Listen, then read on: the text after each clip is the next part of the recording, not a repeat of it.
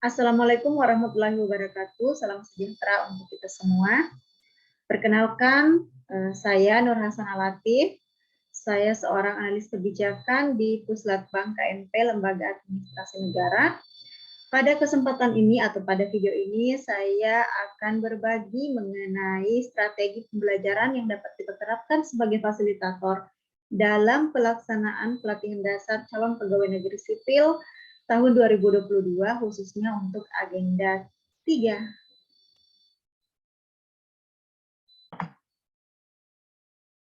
Pada agenda 3, pelatihan dasar CPNS tahun 2022, kita berbicara mengenai kedudukan dan peran CPNS, maksud saya kedudukan dan peran PNS untuk mendukung terwujudnya smart governance sesuai dengan ketentuan peraturan perundang-undangan. Untuk alokasi waktu pembelajaran, agenda 3 ini ada 31 JP yang terbagi ke dalam 3 metode. Yang pertama 6 JP untuk metode Massive Open Online Course atau yang disebut juga dengan pembelajaran mandiri peserta. Kemudian ada 20 JP untuk distance learning, kemudian ada yang terakhir yaitu 5 JP untuk pembelajaran klasikal.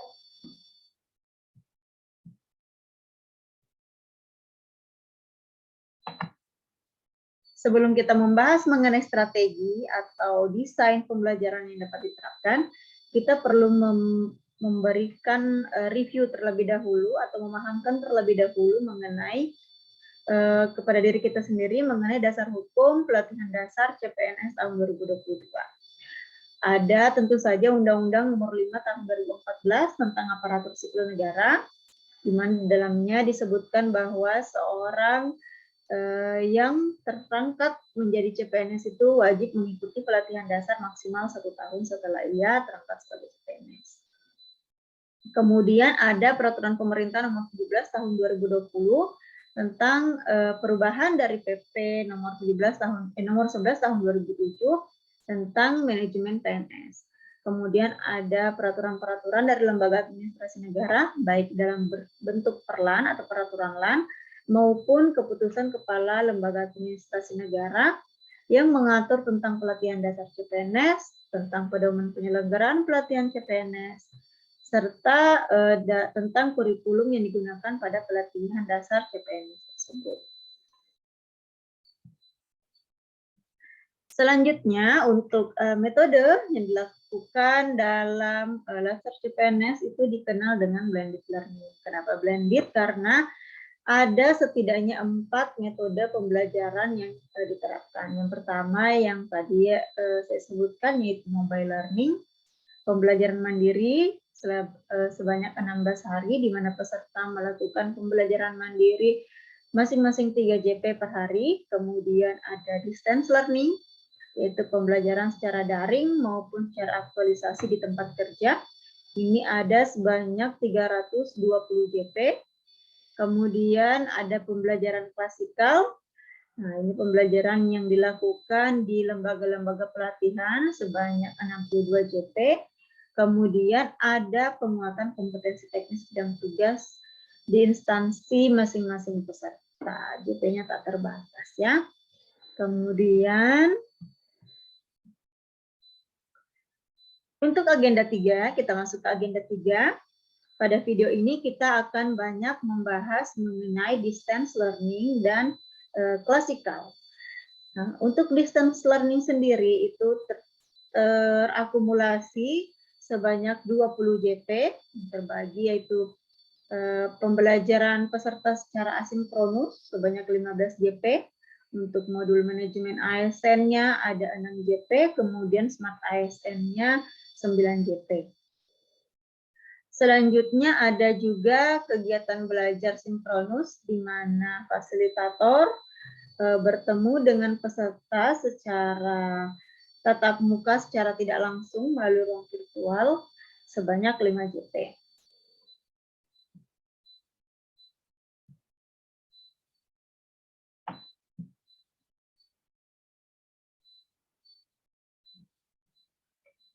Untuk skema, agenda 3 ini dilakukan pada hari ke-8 sampai ke hari 10 pelatihan dasar. Untuk hari ke-8 ada 8 JP, yaitu 2 JP sinkronus, kemudian dilanjutkan dengan 6 JP asinkronus. Selanjutnya pada hari kedua pembelajaran agenda 3, full dengan kegiatan asinkronus peserta, 9 JP, kemudian pada hari terakhir untuk pembelajaran agenda ketiga itu ada pertemuan kembali secara tidak langsung melalui sinkronus sebanyak 3 JP.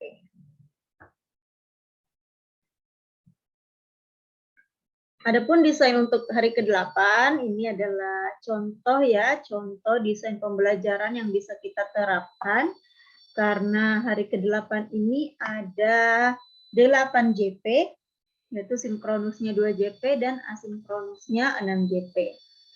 Untuk sinkronus 2 JP, fasilitator bertemu dengan peserta untuk pertama kalinya melalui ruang virtual. Tentu saja dibuka dengan perkenalan dan salam dari fasilitator ke peserta, dan juga bisa diikuti dengan perkenalannya secara random fasilitator dengan peserta karena tidak mungkin dapat menyapa satu persatu berhubung waktu. Kemudian membangun hubungan atau suasana nyaman dengan peserta melalui perkenalan dan salam singkat tersebut. Selanjutnya fasilitator harus dalam hal ini menegaskan diri sebagai fasilitator kepada peserta. Artinya dia bukan sumber pengetahuan satu-satunya, tapi antara fasilitator dan peserta sama-sama saling belajar, pertukaran transformasi pengetahuan dapat berjalan dari berbagai arah, baik fasilitator ke peserta, peserta ke fasilitator, maupun peserta dengan antar sesama peserta. Selanjutnya fasilitator masuk ke tahap penyajian. Fasilitator mulai mengonfirmasi hasil pembelajaran mandiri peserta. Ini bisa beragam. Dalam desain ini saya menawarkan melalui kuis, banyak permainan interaktif sekarang yang dapat dilakukan secara singkat, sehingga kita dapat memahami sejauh mana pengetahuan atau pemahaman peserta pasca belajar mandiri tentang materi-materi pada agenda 3. Kemudian fasilitator melakukan overview mengenai agenda 3, serta yang tidak kalah penting juga kaitannya agenda 3 ini dengan agenda-agenda sebelumnya dan agenda setelahnya. Agenda bela negara dan agenda nilai dasar PNS pada agenda 1-2, serta agenda keempat, yaitu agenda habituasi.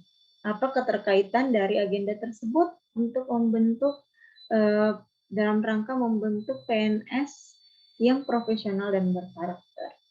Kemudian pada pertemuan ini juga dijelaskan penugasan untuk asinkronus hari pertama dan hari kedua juga, karena besoknya setelah hari ke-8 kan full dengan kegiatan asinkronus. Kemudian ada juga diskusi dan sharing antara fasilitator dengan peserta maupun peserta dengan peserta. Setelah sinkronus berakhir, peserta melanjutkan kegiatan pembelajaran dengan asinkronus sebanyak 6 JP. 5 JP peserta gunakan untuk belajar dan juga melakukan penugasan yang sudah dijelaskan sebelumnya, yaitu penugasan hari pertama mengidentifikasi isu terkait manajemen ASN dan smart ASN di instansi atau unit kerja masing-masing peserta. Kemudian dari pengidentifikasian tersebut, peserta dapat menetapkan satu core issue dan solusi atau gagasan kreatif apa yang ditawarkan peserta dalam menjawab isu tersebut. Selanjutnya pada 1 JP terakhir asinkronus, peserta membuat jurnal harian. Dalam hal ini saya menawarkan desain penugasannya berupa jurnal harian dalam bentuk infografis yang di dalamnya memuat keterangan kegiatan dan poin atau insight yang diperoleh dari kegiatan 1 hari pembelajaran atau hari pembelajaran pada hari ke-8. Apa yang ditemukan atau yang didapatkan peserta dari kegiatan pembelajaran hari ke-8. Selanjutnya, pada pembelajaran hari ke-9, ini ada 9 JP, full dengan kegiatan asinkronus peserta. Peserta pada 5 JP pertama mempelajari modul, tentu saja belajar, kemudian membuat penugasan video hari kedua asinkronus. Juga sudah dijelaskan pada kegiatan atau pertemuan sinkronus sebelumnya. Yaitu tugas hari kedua membuat video singkat. Nah, jadi dalam 5 JP pertama ini peserta membuat konsep yang akan dituangkan dalam bentuk video dengan judul Aku Smart ASN dan Peranku untuk Instansiku. Kemudian dilanjutkan dengan asinkronus 3 JP, yaitu melakukan perekaman video, melakukan proses editing video, kemudian mengunggah video ke dalam akun media sosial peserta masing-masing seperti Instagram, TikTok, atau Facebook. Supaya sebagai bentuk campaign kita bahwa kita ASN atau PNS yang mendukung terwujudnya smart governance. Kemudian pada asinkronus 1 JP terakhir, peserta membuat kembali jurnal seperti pada hari sebelumnya dalam bentuk infografis mengenai insight apa yang mereka dapatkan dalam pembelajaran hari ke-9. Terakhir, di hari ke-10 distance learning, sebanyak 3 JP, peserta dan fasilitator dipertemukan kembali.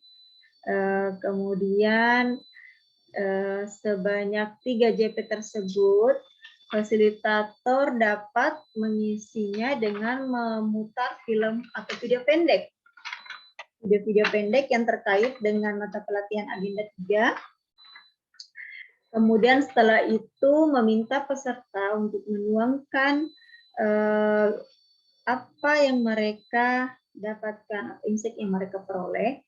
Nah, dari sini akan ada diskusi atau pertukaran surat pendapat, sharing antar peserta, dan juga fasilitator. Kemudian selanjutnya, fasilitator menjelaskan rencana pembelajaran pada sesi kedua, dan dilakukan pendalaman materi, diadakan diskusi, serta penjelasan rencana pembelajaran untuk pertemuan langsung di kegiatan klasikal.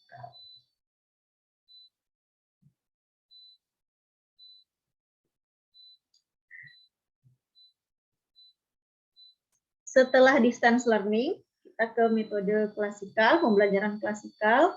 Ini ada 5 JP yang sebelumnya diawali dengan penjelasan mengenai profesionalisme ASN itu 2 JP, kemudian masuk ke dalam pendalaman kedudukan peran PNS pada mata pelatihan manajemen ASN dan smart ASN. Untuk klasikal ini kita dapat membagi 3 juga ya tahapan-tahapan proses belajarnya supaya mudah. Yang pertama itu pendahuluan, kemudian penyajian, dan menutup pertemuan. Pada pendahuluan, karena ini adalah pertemuan pertama secara langsung antara fasilitator dan peserta, maka bisa dilakukan perkenalan secara langsung.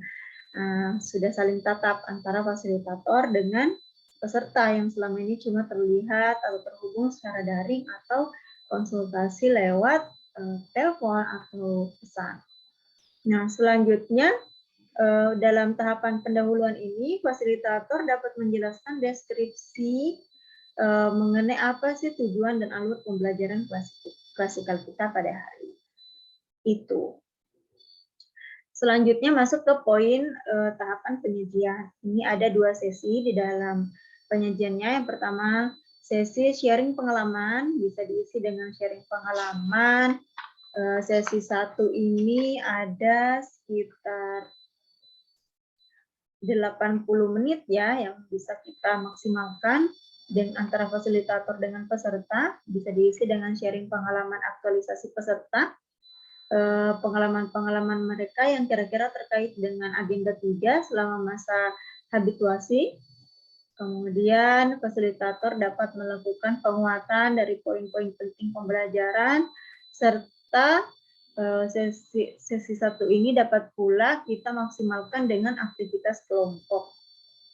yaitu fasilitator menetapkan beberapa isu-isu aktual, misalnya karena peserta Latsar itu 40 ya, kita bisa menetapkan 4 isu, kemudian membagi peserta ke dalam 4 kelompok untuk melakukan aktivitas kelompok menganalisis isu tersebut. Setelah hasil analisis kelompok ini dilakukan, prosesnya berjalan, itu dapat terjadi pertukaran informasi atau diskusinya dalam bentuk window shopping. Jadi tidak perlu lagi kita bisa lebih memaksimalkan waktu dengan window shopping, di mana peserta saling mengunjungi satu sama lain untuk mendapatkan penjelasan dari hasil aktivitas kelompok. Kemudian pada sesi kedua, kita bisa memutar video motivasi untuk ASN profesional yang sesuai dengan kriteria Smart ASN, serta dapat pula memutar secara acak atau random video-video penugasan peserta, yang yaitu video aku Smart ASN dan Perangkul untuk instansiku. Setelah itu, peserta dan fasilitator membuat atau menyusun komitmen dan dukungan terwujudnya Smart Governance, serta membuat peserta diarahkan untuk membuat roadmap pengembangan pribadi maupun instansi, baik itu untuk jangka pendek, jangka menengah, dan jangka panjang. Selanjutnya, setelah sesi kedua ini setelah berakhir, setelah termaksimalkannya sekitar 110 menit ya untuk sesi kedua, fasilitator menutup pembelajaran klasikal dengan terlebih dahulu membuat kesimpulan bersama peserta, baik itu sifatnya yang substansi ataupun proses teknis yang sudah dijalani selama baik secara daring, distance learning, ataupun klasikal. Kemudian fasilitator dapat memberikan motivasi nih kepada adik-adik CPNS yang nantinya akan berkiprah dan berperan pada instansinya masing-masing, supaya lebih maksimal lagi memainkan perannya sebagai ASN, sebagai pelaksana kebijakan, sebagai pelayan publik, sebagai para pemerhati bangsa yang sesuai dengan kriteria Smart ASN. Nah, itu saja barangkali desain pembelajaran yang bisa saya sharing pada video kali ini. Semoga apa yang saya sampaikan dapat bernilai kebaikan ya untuk